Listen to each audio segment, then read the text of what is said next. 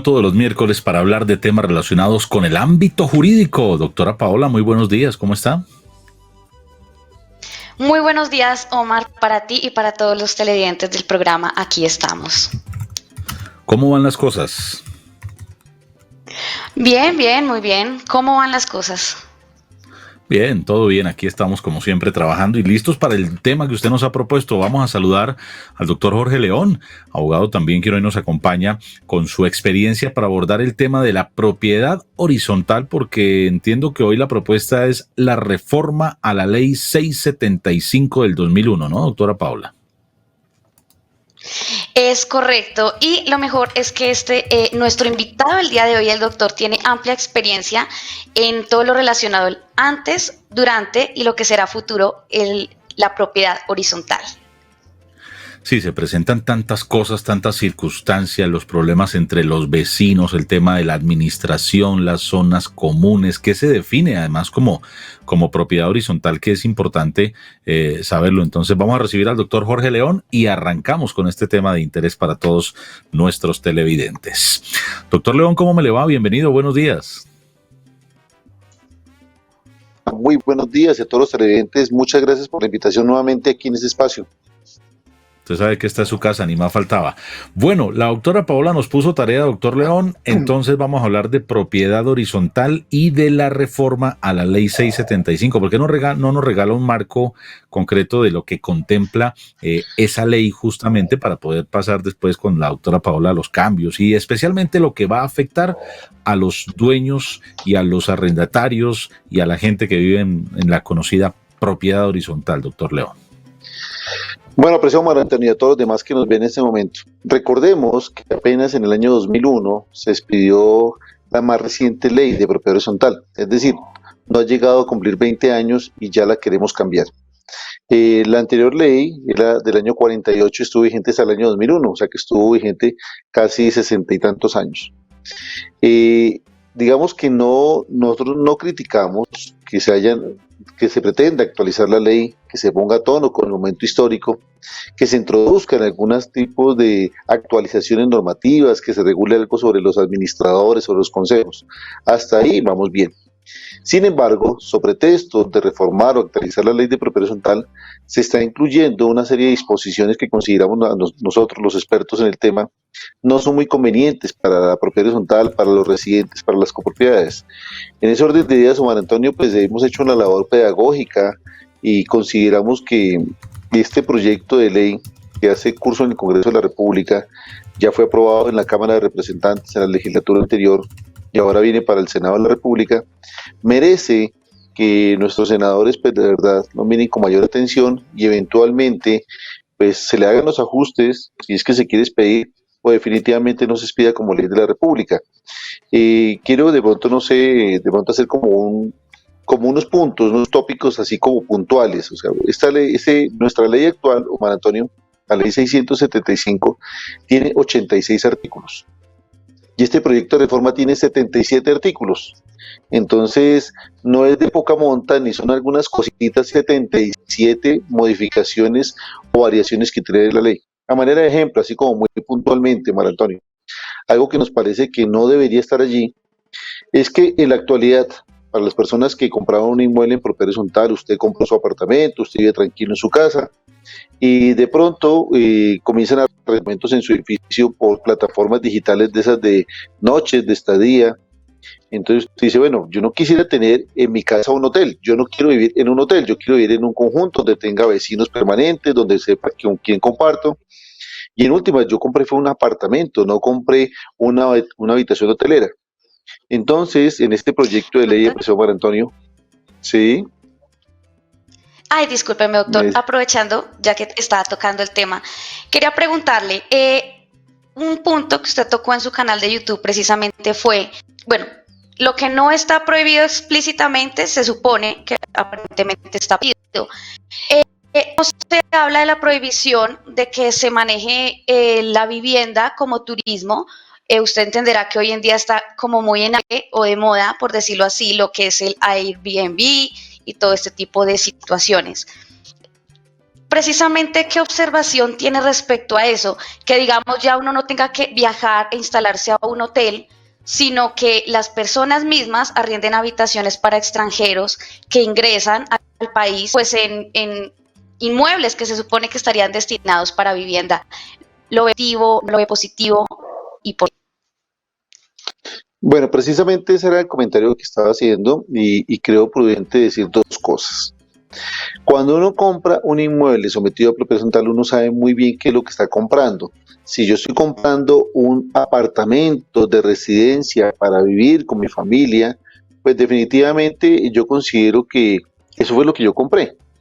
Si eventualmente yo hago una inversión en un apartamento que tiene vocación turística, que eventualmente ese apartamento se pueda rentar por días, por noches, pues digamos todos sabemos qué fue lo que compramos, tanto los otros copropietarios como yo. Así las cosas, yo creo que cambiar de la noche a la mañana abruptamente las condiciones me parece a mí que es inconveniente, porque con este proyecto de ley, ya lo decíamos, queda autorizado en Colombia para todas las propiedades horizontales que se puedan utilizar indiscriminadamente como vivienda turística. Y resulta que eso ha generado muchas controversias porque yo no hablo mal de los turistas, creo que el turismo es algo para todo el mundo porque te genera divisas y demás, pero es decir, a todas luces es inconveniente que una persona que compró un apartamento de residencia para vivir y de la noche a la mañana se le diga que sus vecinos van a ser, digamos, huéspedes, hoteleros, de la noche a la mañana están cambiando las condiciones. En el país ya tenemos suficiente regulación, ya tenemos una serie de normas que han venido desarrollándose a lo largo del tiempo que regulan este tema de la vivienda turística. Y en esas normas se dice que si en los reglamentos de propiedad horizontal no está autorizado el servicio de vivienda turística, se entiende prohibido, es decir, es la potestad de la Asamblea la de autorizar. Pero con la reforma que se quiere hacer, esto es uno de los artículos apenas que se pretende introducir, señala todo lo contrario, que se entiende permitida la vivienda turística a menos que la Asamblea la prohíba.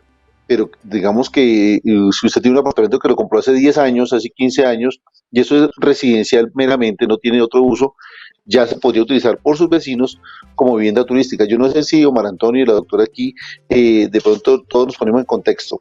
Se le cambian las condiciones de la noche a la mañana a las personas. Es decir, más o menos pasa como el sistema de transporte. Veámoslo de igual forma. Si usted compra un vehículo de transporte público, pues lo puede utilizar como transporte público, porque esa es la vocación de uso.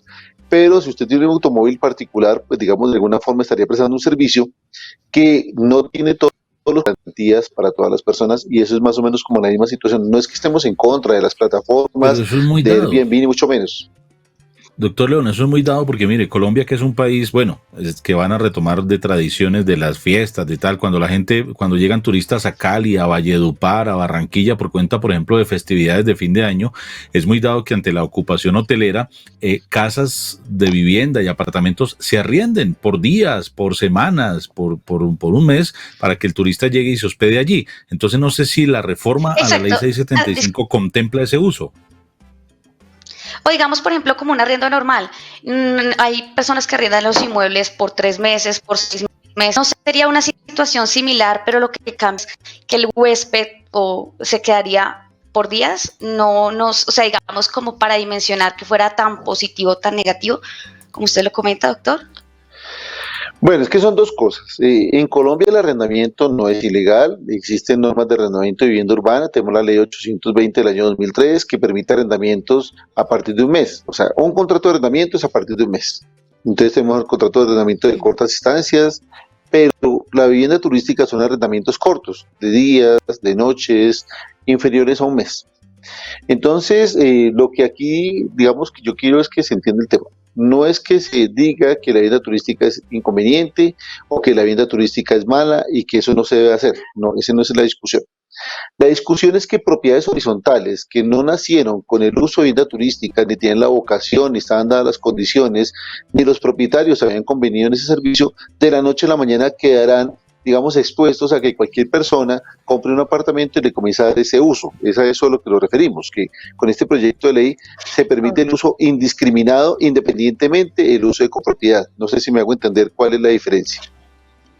Sí. Sí, Doctor, otra pero pregunta y repitámoslo, otra doctor observación León, que usted... perdóneme, doctor Bueno, Paula, listo. repitámoslo concretico porque es que mire, esto que estamos hablando, claro, ustedes lo entienden desde la posición jurídica y más, pero necesitamos que lo entienda el ama de casa, el padre de familia, el pensionado, la persona que va a comprar un apartamento, el dueño de un apartamento, realmente qué es lo que se debe tener en cuenta en la reforma de esta ley en la práctica, doctor León, de la gente que está sentada en su casa, en su apartamento, Bueno, viendo este programa y necesita esa información así muy concreta y muy práctica, por favor. perfecto, María Antonia. En el hoy y en el ahora, cuando yo, constructor, quiero hacer un proyecto, pido una licencia de construcción y digo cuál es el uso que le voy a dar a esa construcción, sea uso residencial, comercial o mixto. Bueno, si yo pido uso residencial, pues proyecto todo como uso residencial. Pero si yo construyo un edificio de vivienda turística y vendo apartamentos que puedan tener ese uso, y eso es muy normal, pues digamos que desde el principio las condiciones fueron claras para todos los inversionistas. Omar Antonio compró un apartamento y sabe que lo puede rentar por días porque su reglamento de propiedad horizontal se lo autorizó desde el principio y todos los que compraron sabían que esas eran las condiciones. Eso está perfecto. Pero con el proyecto de reforma a la ley de propiedad horizontal no se parte de ese punto, sino se parte del punto de que todas las propiedades horizontales en Colombia, todas sin distingo, quedan con la potestad y la facultad de que todo el mundo utilice los inmuebles como vivienda turística.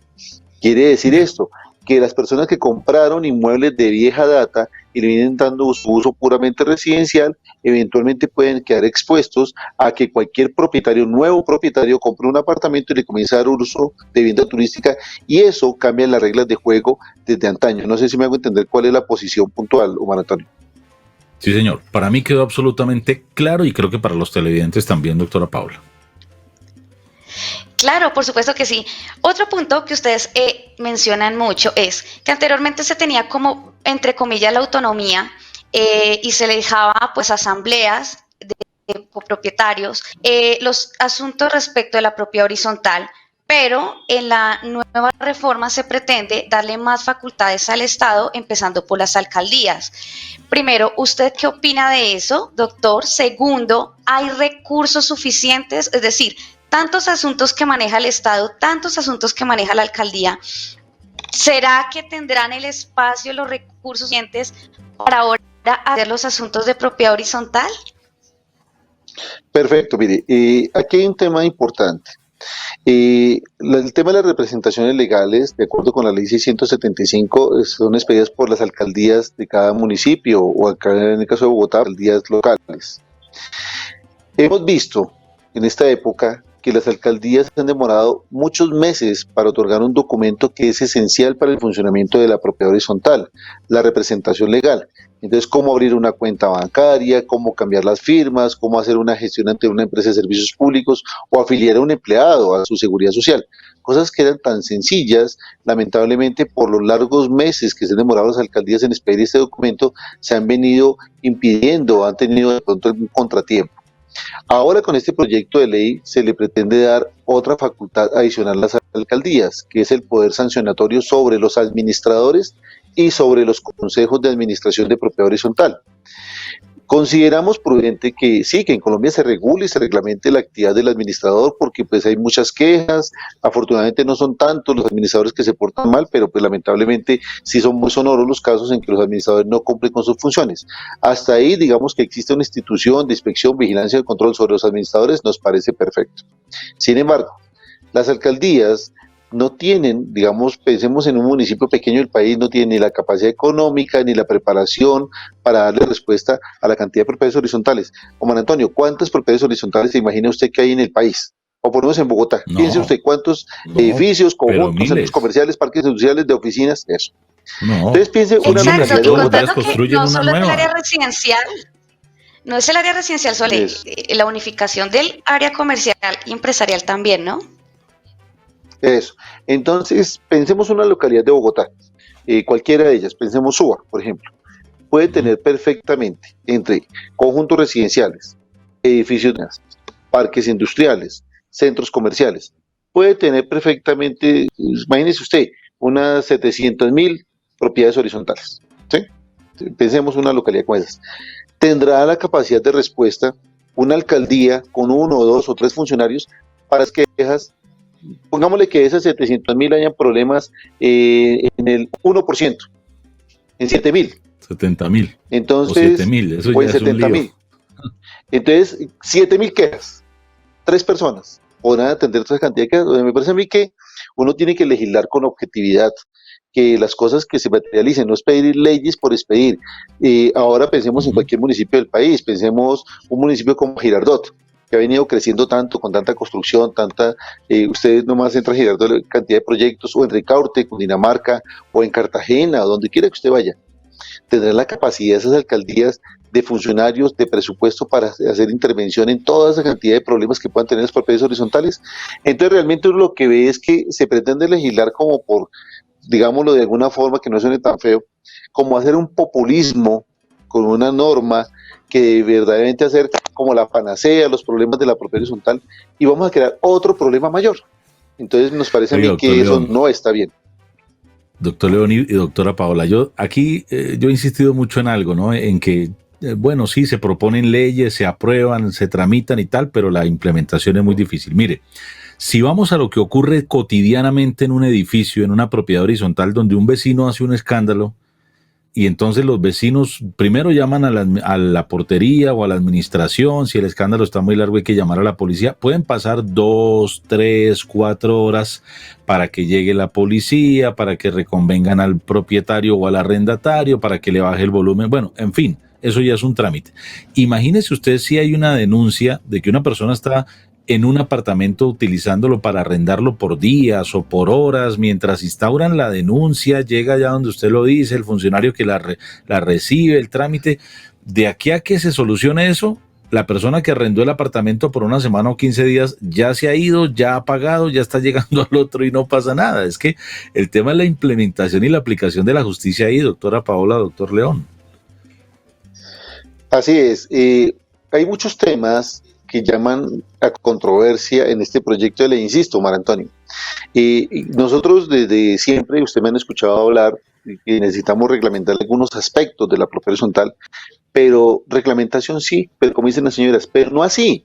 Creemos que es prudente hacer ciertas cosas, pero no nos metamos en una encrucijada como si no tuviéramos otras normas. Mire, en este proyecto de ley se habla de lo divino y lo humano, se pretende meterse en el tema de tecnologías, en el tema de mascotas, en el tema de construcción, en el tema de administración, una cantidad de temas que nos parecen convenientes. Doctora Paola. Doctor, con base en eso, me gustaría preguntarle a su criterio, una ley que, bueno, empezando, la Constitución ya cumplió 30 años, ¿cierto? Esta ley ya cumplió 20 años.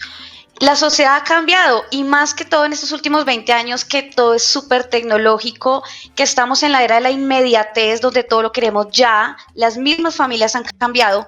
¿Usted considera que una ley que ha estado vigente 20 años, aún con todos los cambios, es una buena ley o son necesarias esas reformas para adecuarlo a la sociedad del día de hoy? ¿Usted qué considera? Pues yo creo lo siguiente. La ley de propiedad horizontal es una ley que debe regular los aspectos de propiedad horizontal. Los aspectos de tecnología no son aspectos de propiedad horizontal. Tenemos la ley 517 del año 1999, doctora Paola, es decir, es anterior a la ley 675 que regula todo en tecnología en el país. La ley 527 nos habla de los mensajes de datos, textos electrónicos, correos y demás, el valor probatorio y demás. Entonces, la ley de propiedad horizontal se debe regular es por eso. Lo de tecnología ya tenemos otras normas. Es que en otros abogados nosotros tenemos un tema que se llama la hermenéutica jurídica, que nos permite decir, mire, en este caso se aplica esta norma, esta norma, esta norma. Digamos que lo que usted nos trae a colación, y me parece muy prudente, muy interesante como lo hace, es más o menos lo que está pensando el legislador. Metamos en esta ley todo lo que podamos para la propiedad horizontal, pero entonces como desconocer que haya un código de policía, que haya una norma de arrendamientos, que haya normas de construcción, que haya normas de tecnología, y yo creo que eso es muy pretencioso porque es que resulta que la propiedad horizontal, y ahora como usted lo mencionaba, no tenemos solamente propiedades horizontales de uso residencial, aquí se está legislando prácticamente es para el sector residencial, pero un parque industrial, un centro comercial, un centro de servicios, de oficinas y demás, pero digamos todas esas normas que le están colgando la ley 675 serían inaplicables para ellos. Entonces, una buena ley no es porque esté más bien o menos vigente, porque sea nueva o sea vieja, no. Hay leyes que por lo menos nuestra ley 65 traía en sus 2, 43 y 44 el tema de las reuniones no presenciales o virtuales, y eso está desde el año 2001 y permitió implementarlos en el año 2020 y 2021. Con todo este tema de la cuarentena necesitamos hacer mucha tecnología y pues sencillamente nuestra ley estaba preparada para eso, porque traía dentro de esa regulación las reuniones no presenciales. Simplemente se necesitó hacer un ajuste que con el decreto 398 se hizo y quedó perfecto. Entonces yo creo que nuestra ley tiene una cosa que es muy bondadosa, Mar Antonio y doctora Paola: permite que cada propiedad horizontal cree sus propias regulaciones internas de convivencia a través de sus reglamentos. Muy bondadoso, porque es que no es lo mismo vivir en un edificio que en un condominio campestre, no es lo mismo vivir en un apartamento que vivir en una casa, no es lo mismo una propiedad en Bogotá que en Cartagena. Entonces, esa es la bondad de nuestra ley actual, que permite que cada copropiedad, de acuerdo con sus necesidades, regule sus aspectos, pero el legislador ahora quiere meterse en su casa y regularle todos los aspectos, y eso me parece que es invasivo con el derecho de propiedad privada que está en el artículo 58 constitucional. Un tema controversial también, doctor Omar Antonio, doctora Paola, es lo siguiente. El tema, yo veía en ese proyecto de ley que, por ejemplo, eventualmente se están cambiando las condiciones para la propiedad horizontal si eventualmente quisiera salirse. Me explico. Con todas esas obras de renovación urbana, entonces pensemos que su edificio o conjunto tiene de pronto alguna afectación. Le quitan un pedacito de conjunto porque van a hacer una vía, una alameda, un parque. Le quitan un pedacito de conjunto y entonces se perdió el 10% del conjunto. Como se perdió parte del conjunto, cualquier propietario podría decir: extingamos la propiedad horizontal, porque como nos quitaron un pedacito del conjunto, se extingue la propiedad horizontal, lo cual es a toda luz inconveniente, porque sencillamente que se pierde un pedacito del conjunto, del otro tanto quedaría funcionando. Entonces, se están trayendo una serie de normas, e igualmente el tema de los proyectos en varios conjuntos o lotes. Si un constructor hace un proyecto urbanístico en varios lotes, y lo vende así, y dice: la etapa 1 queda acá, allí, no sé qué. Pero con el pasar del tiempo, pese a ese compromiso, pese a esa publicidad, pese a toda esa cantidad de oferta comercial que le hizo a los compradores, él decide autónomamente decir: ya no hago el resto del conjunto, hago 2 etapas y las otras 3 no las voy a hacer y voy a hacer otra cosa. Teóricamente, con este proyecto de ley, se le permitiría eso, que él de la noche a la mañana cambie las condiciones de su proyecto en detrimento de los compradores. Entonces, me parece a mí que son más las cosas negativas que las cosas positivas de este proyecto. Bueno, pero entonces ya en resumen, doctor León, perdone, doctora Paola, ¿cuál es el sentido de presentar un proyecto así? Si se supone que los congresistas deben presentar proyectos que beneficien a la comunidad, entonces, ¿cuál es el verdadero interés que hay detrás de presentar un proyecto así? ¿A quién se busca beneficiar? ¿Quién es el ponente del mismo? Porque de todo lo que hemos hablado aquí, lo que se busca es como enredar más la cosa en vez de flexibilizar la situación para propietarios y arrendatarios, doctor León. Efectivamente, mire, los proyectos de esta envergadura deberían consultar a la academia, deberían de consultar a los expertos, como para que participen en la confección de algo que pues verdaderamente satisfaga las necesidades o dé respuesta a las inquietudes de la comunidad.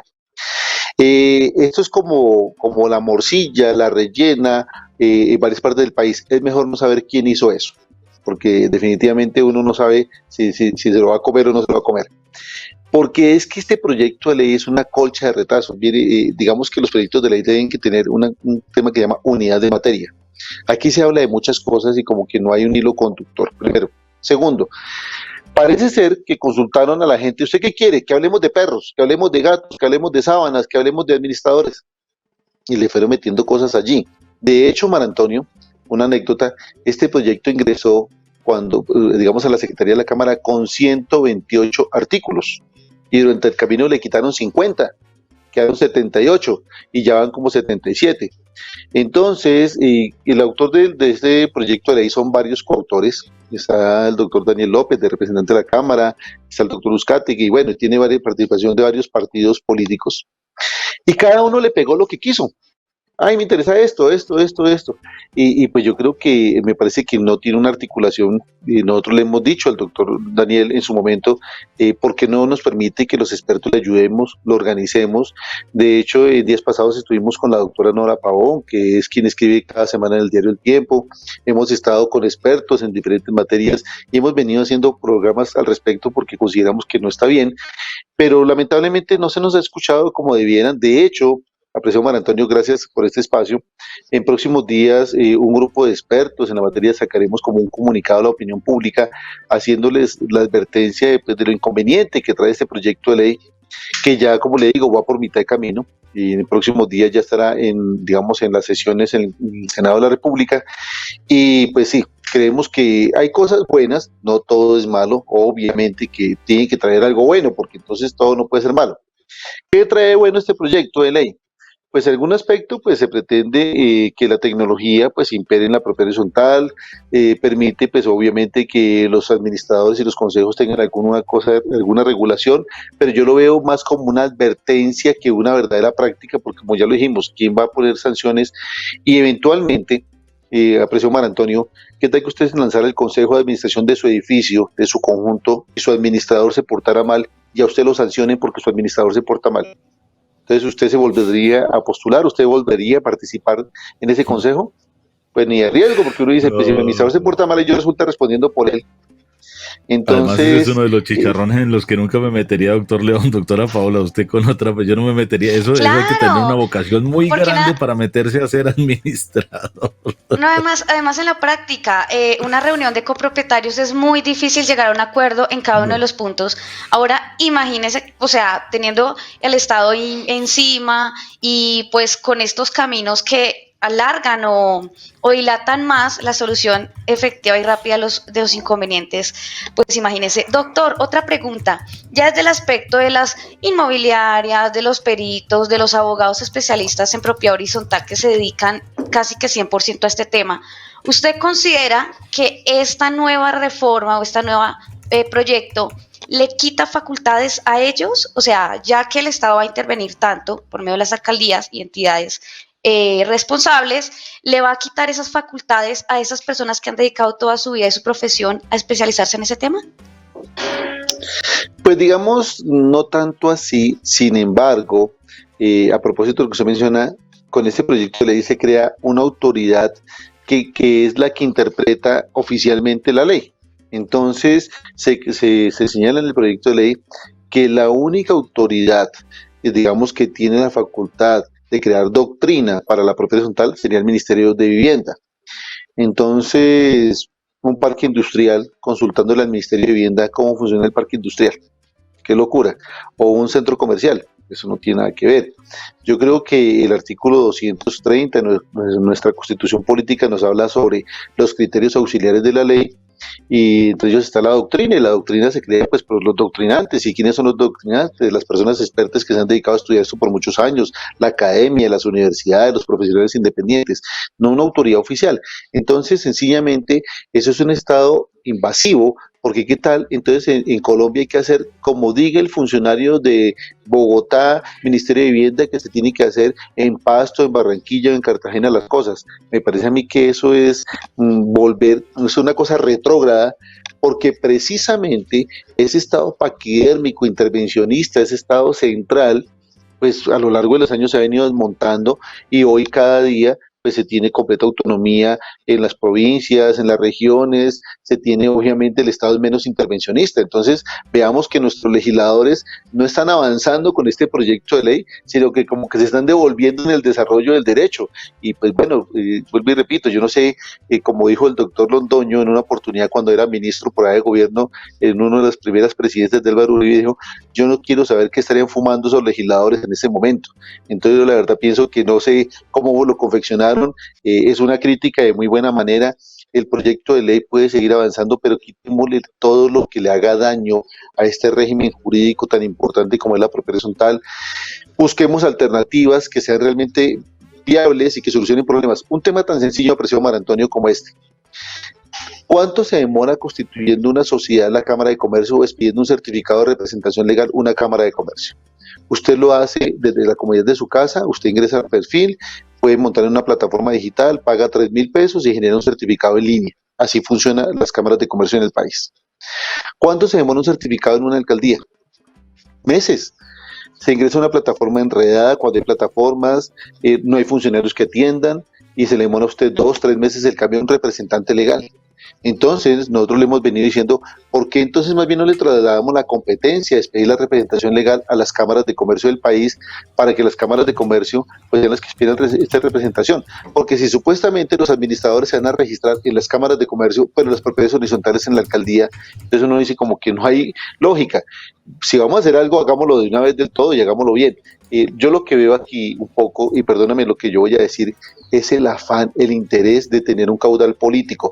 Cuando usted depende de un político, tiene que ir a pelear al edil, al concejal, al alcalde, el favor de que le ayude con la representación legal, tener esos intermediarios, usted siempre estará en deuda con ellos, y lamentablemente nuestros políticos saben que en las propiedades horizontales hay 100, 200, 300 familias, 500, 1000 familias, y que de alguna forma le pueden representar algún tipo de interés a caudal político. Yo creo que hasta allá, a ese punto, de pronto puede estar mirando el interés de nuestros políticos, porque ellos ven que en la medida en que tengan cooptada la propiedad horizontal, pues van a tener favores. Cuando esto lo dejamos libre, sin intermediarios, creo que las cosas funcionan mejor. Entonces,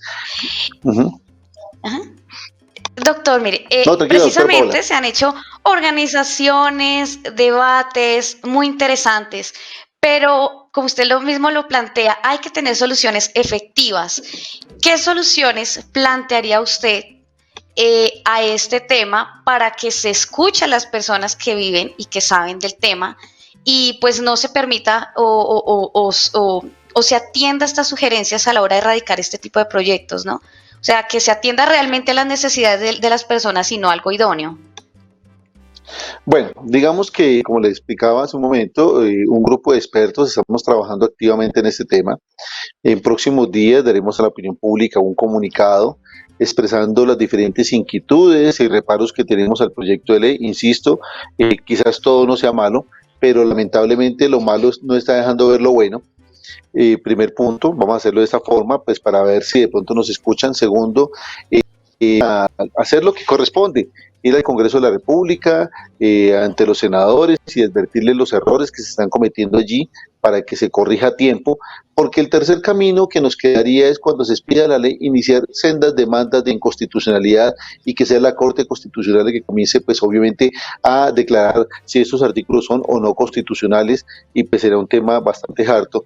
Entonces yo creo que las cosas es mejor arreglarlas a tiempo y no después.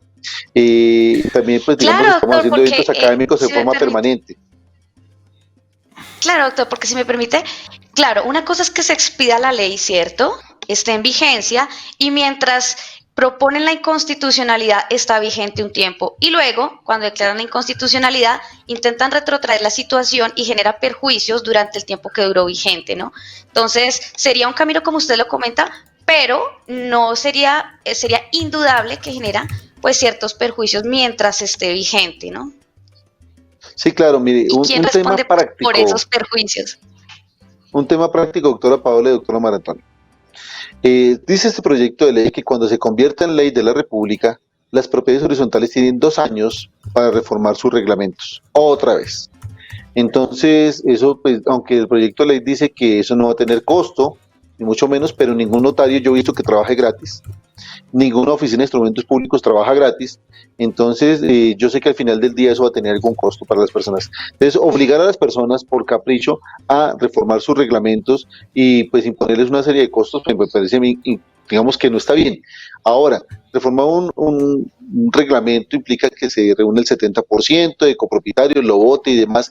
Entonces yo creo que hay muchas cosas de inconveniente en este proyecto de ley. Entonces, apreciado María Antonio, lo que vamos a hacer es un compromiso con la comunidad.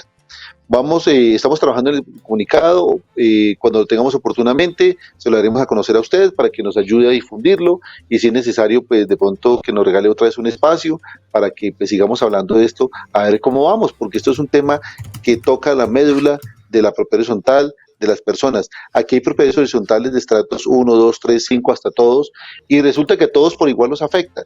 Habrá cosas, insisto, que sean rescatables del proyecto, pero son las cosas más malas las que no dejan ver lo bueno. Y adicionalmente yo pienso que nuestros legisladores están un poco apartados de la realidad. de lo que pasa en una apropiación tal. Ya le dijo Mar Antonio, una persona que vive allá en una apropiación no se mete ni en un consejo, ni en un administrador, la gente de pronto tiene tantos conflictos, la música, el escándalo. Sí, con el código de policía cuando se expidió, se dijo, se van a acabar una cantidad de problemas, le vamos a poner el comparendo, la música, y las cosas no han mejorado mucho, y supuestamente fue una gran expectativa. Pues ahora sí que menos con una ley que es tan invasiva en muchos otros aspectos. Entonces, mire, para ir como redondeando los temas. Estos 70 y tantos artículos que trae este proyecto de ley que introducen una serie de modificaciones y reformas, inclusive para entrega de los bienes comunes, Omar Antonio, un tema tan neurálgico como eso. Usted compra un inmueble en propiedad horizontal, usted espera que nuestro constructor le dé sus garantías y le cumpla, y vemos tantos ejemplos buenos a lo largo del país como tantos ejemplos malos a lo largo del país. Una reacción de muchos compradores es decir, yo no recibo, no firmo, tantas cosas que hace la gente pues para cuidarse. Con este proyecto de ley, si la gente pues no recibe sus inmuebles en propiedad, el constructor adelanta un procesito y lleva una notaría, protocoliza un reglamento y digamos que de alguna forma se entiende ya recibe la propiedad horizontal. Esa podría ser una solución para el uno y para el otro. Fue recibida y comienzan a correr las garantías.